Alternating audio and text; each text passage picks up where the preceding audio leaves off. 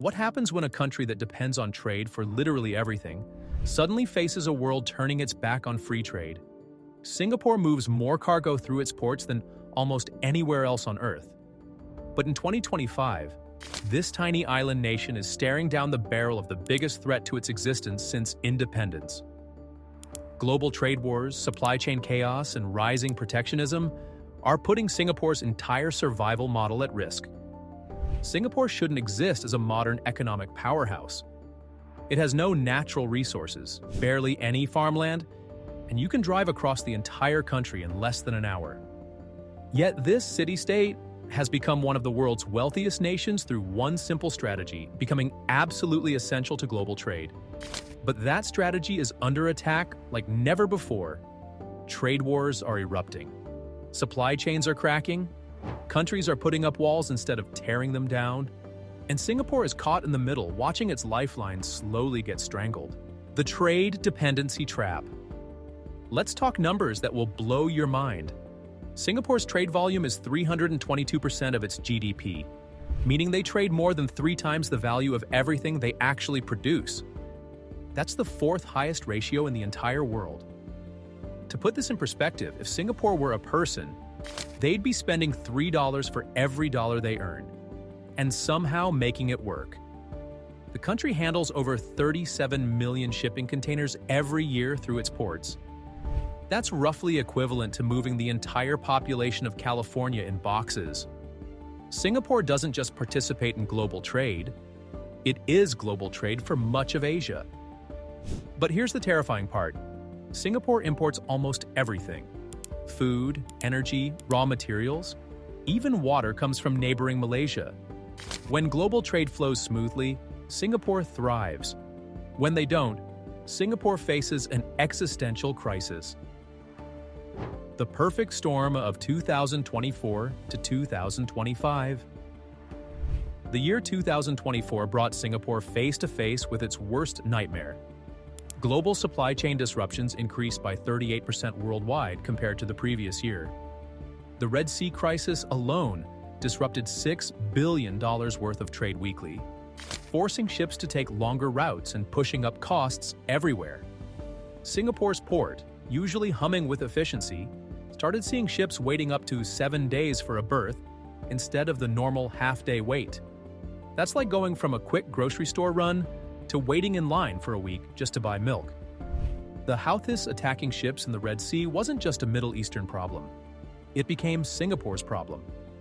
When major shipping routes get disrupted, Singapore feels it immediately because the country serves as the main hub connecting East and West. Then came the cyberattacks. In 2024, there were 471 major cyberattacks on companies in electronics, logistics, and consumer sectors.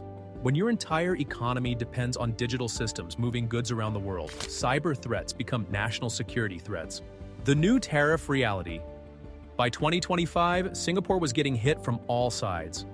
The United States slapped a 25% tariff on Singapore, higher than the baseline 10% applied to most countries. This wasn't just about trade balances, it was about punishment for not picking sides in the growing U.S. China rivalry. Singapore's trade relationship tells the whole story. In 2024, they recorded a 170 billion Singapore dollar trade surplus with China and a $132 billion trade deficit with the United States. Translation: Singapore is caught between 2 superpowers who increasingly see trade as a weapon. The Monetary Authority of Singapore had to start adjusting the country's exchange rate policy, essentially making Singaporean goods cheaper to stay competitive. But this is like a small boat trying to navigate between 2 massive warships. One wrong move and you get crushed. The manufacturing exodus. Singapore's high-tech manufacturing sector, which makes up 21.5% of the country's GDP, is under direct assault. These aren't just factories making cheap toys. Singapore produces advanced semiconductors, precision instruments, and pharmaceutical products that the world desperately needs. But when countries start putting up trade barriers, manufacturers start looking for alternatives. The same companies that came to Singapore for its efficiency and strategic location are now asking whether they can afford to stay when tariffs are eating into their profits. The electronics industry got hit especially hard. Singapore saw strong growth in this sector during the AI boom of 2024. But the new tariff environment threatens to reverse all those gains. Companies that spent billions setting up operations in Singapore are now doing the math on whether to relocate production. The financial services shakeout. Singapore's financial sector contributes 13.5% of its services exports, making the country a major player in everything from wealth management to cross-border banking. But when global trade starts breaking down, the money flows that fund international commerce start drying up too. The city-state built its reputation as the Switzerland of Asia, a neutral place where money from anywhere could be managed safely and efficiently.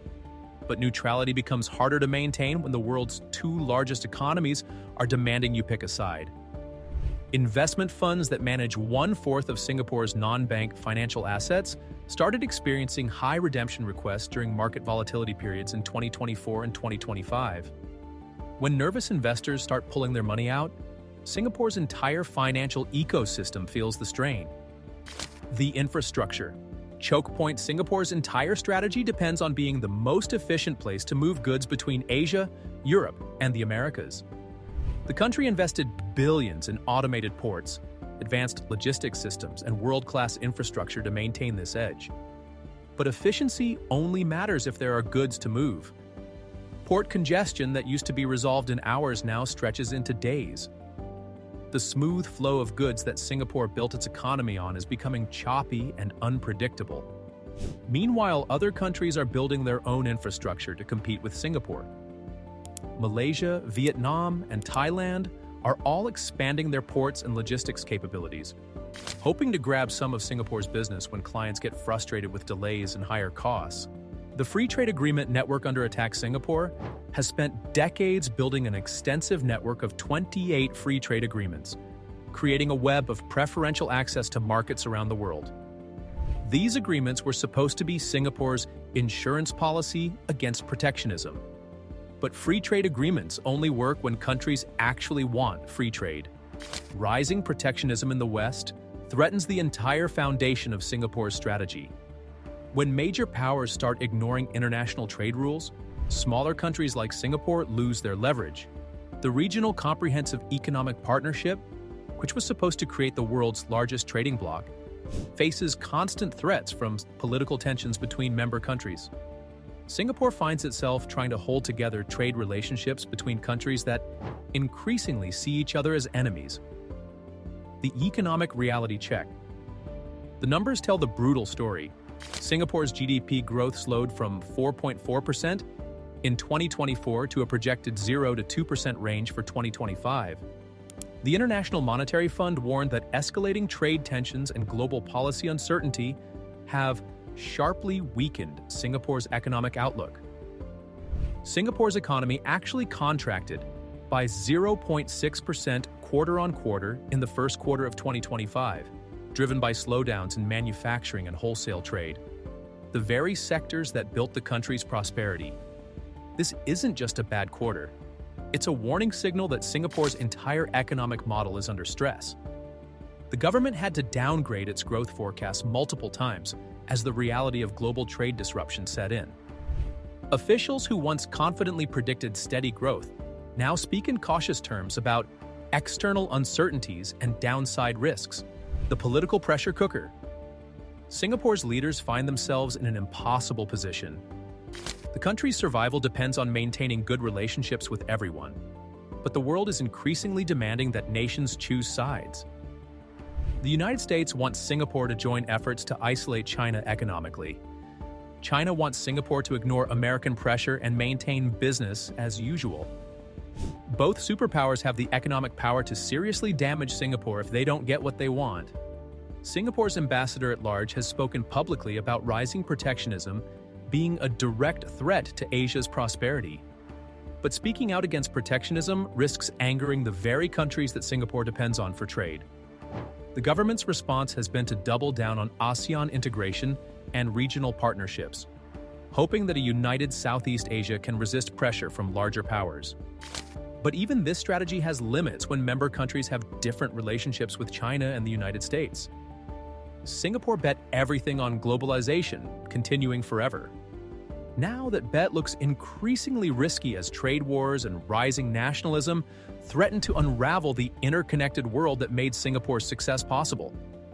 The question isn't whether Singapore will survive. It's whether it can adapt fast enough to stay prosperous in a world turning its back on free trade. If Singapore can't make this transition, it signals that the era of globalization is truly ending. The stakes couldn't be higher, and time is running out.